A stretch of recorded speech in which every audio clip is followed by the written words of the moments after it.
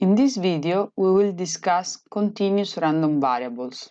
As we described in a previous screencast, random variables can be either discrete, continuous, or mixed.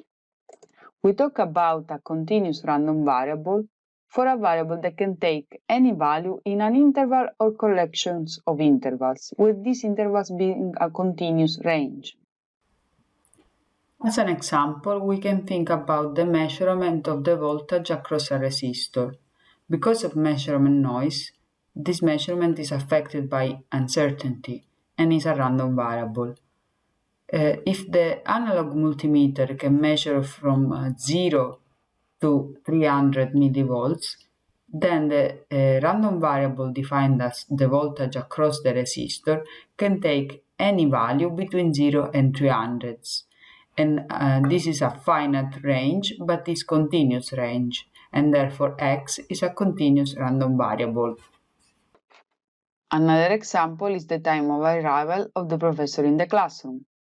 Suppose you have a class at 12, the professor can arrive any time between 0 hours and 24 hours. However, the probability of the professor arriving at 12 will be much higher than the probability of the professor arriving at 5 a.m. in the morning.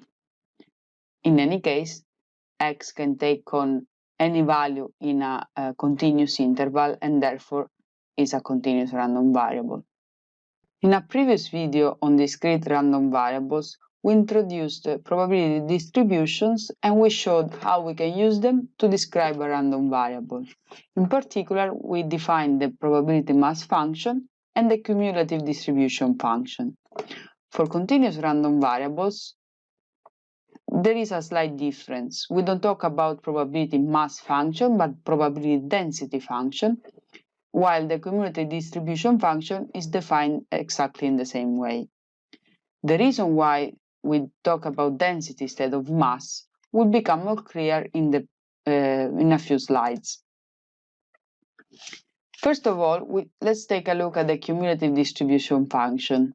As you can see here, this is defined exactly the same for continuous and discrete random variables. However, now we don't take the sum over the probability mass function, but we take the integral over the probability density function, and this is because continuous random variables are defined over a continuous interval.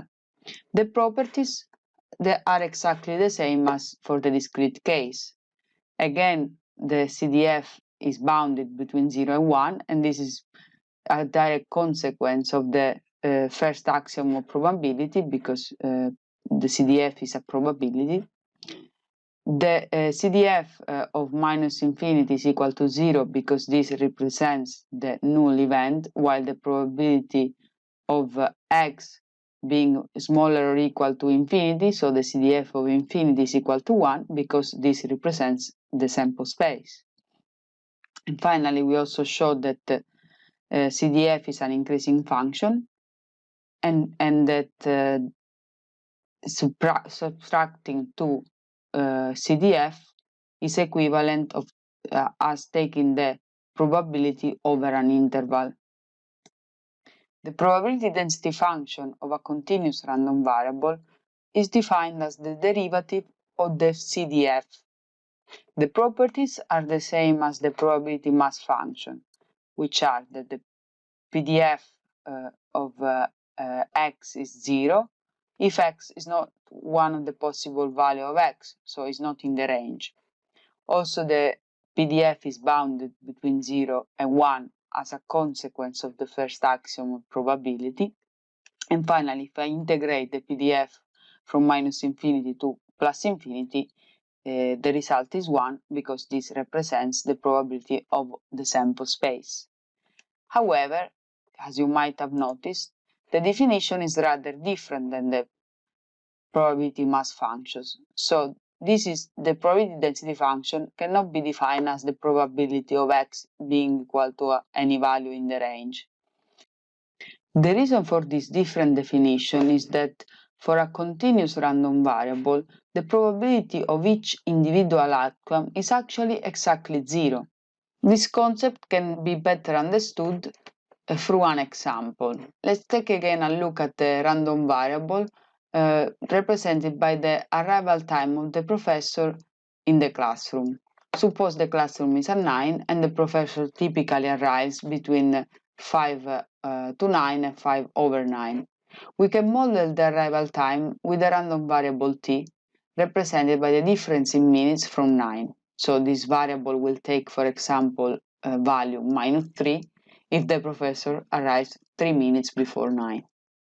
Now, it's intuitive that if we look at the probability of the professor arriving in an interval between 1 to 9 and 1 over 9, this probability is higher than when we take the probability of a smaller interval. So if we take the interval that the professor arrives 30 seconds to 9 to 30 seconds over 9, the probability becomes smaller because we are taking a smaller interval.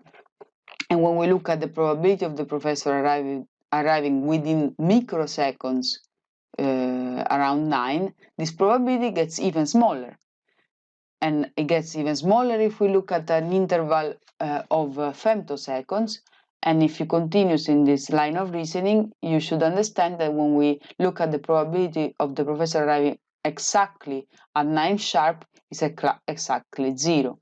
And this is because the amount, if we can say this way, of probability gets smaller as the interval gets smaller. Another way to reason about this is to make an analogy with the mass in a continuous volume.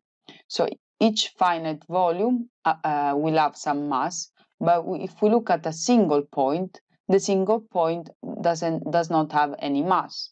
So for this reason, we don't talk about the mass in a single point, but we better refer to the density of matter. And in the same way, we can look at probability. Each finite interval has some probability, but the probability at a single point is 0, and therefore we don't talk about probability mass function, but probability density function. This concludes the screencast on continuous random variables. In this screencast, we first introduced the continuous random variable with a few examples, and then we showed the probability distributions that are used for continuous random variables, including the cumulative distribution function and the probability density function. And finally, we highlighted the difference between the probability mass function, which is valid for discrete random variables, and the probability density function, which is valid for continuous random variables.